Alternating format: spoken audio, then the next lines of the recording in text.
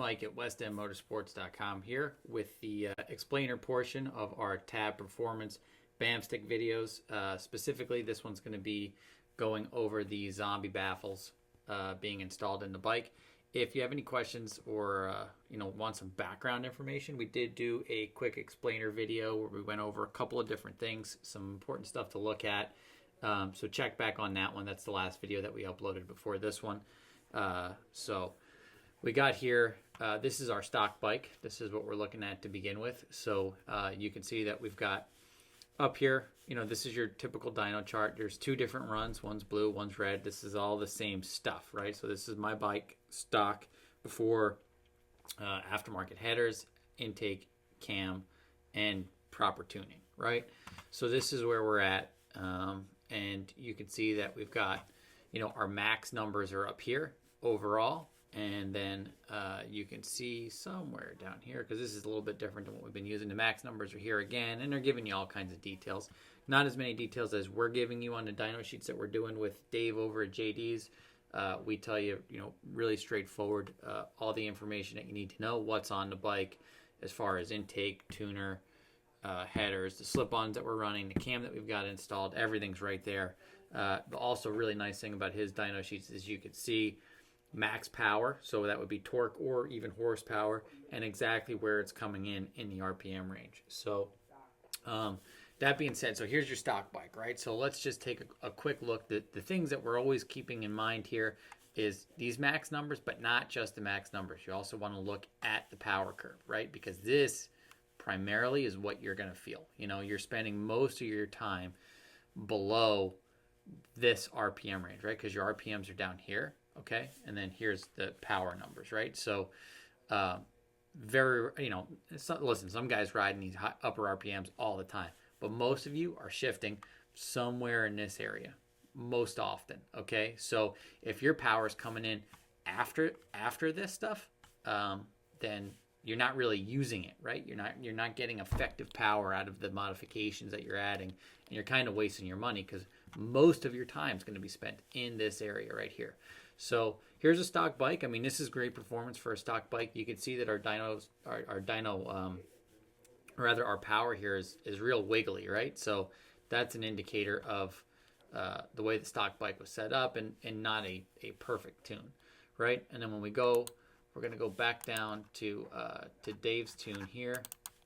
I don't know why this does this every time I'm filming, right? There we go. Maybe we figured it out this time. Maybe we'll get it for the next one. So look at how much smoother this is automatically. And that's something I went over in the explainer video too. But you can see, look, we're starting at over 100 here, right? And we get a quick dip, which we've noticed with a lot of the different slip-ons. A quick dip like right in this 2,000 to, 2,400, 2,300 RPMs. Now you're not really even going to notice that because it's such a short window. But, from 2,300 RPMs, it just starts taking off. And this is a pipe where it's so wide open and it's such a loud pipe that generally you would expect that lack of restriction to cost you. Especially here, you really expect it to cost you in the bottom end, and that just turned out to not be the case. I mean, this was one of our better bottom end performing slip-ons out of everything that we did. So, I mean, that's a huge shocker. If you're looking for something that's loud and runs good, man, I mean, this is really impressive. So you can see our max numbers are down here. The max comes in at 3,500 RPMs basically. Your max horsepower is coming in much higher, right? That's where your horsepower is always going to be in higher RPMs. So torque is the bottom end, and you got 119.4 at 3,500 RPMs.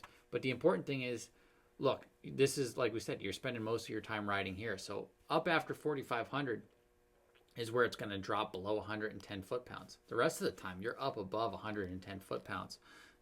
And that's outrageous. So really good performance, really surprising stuff out of a pipe that's really open and free-flowing. So if you were thinking about buying the tabs and were concerned that, possibly they'd cost you some performance at the expense of volume, right? So you get the volume, but you'd lose performance. Well, we can tell you for sure that is absolutely not the case.